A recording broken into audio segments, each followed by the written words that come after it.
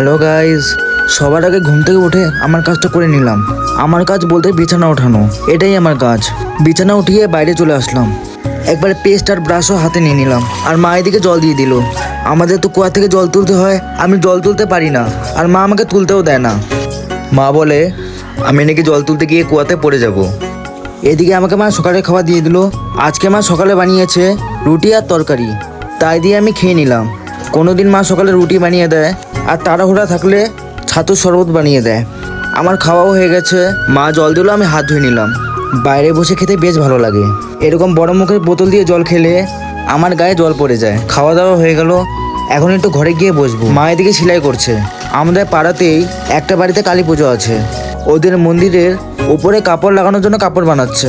কেউ এটাকে চান্দিনাও বলে। জল তুলে রাখা ছিল। আমি এদিকে স্নান করেও চলে এসেছি। স্নান করে বডি লোশন মেখে একবারে চুল ঠিক করে নিলাম।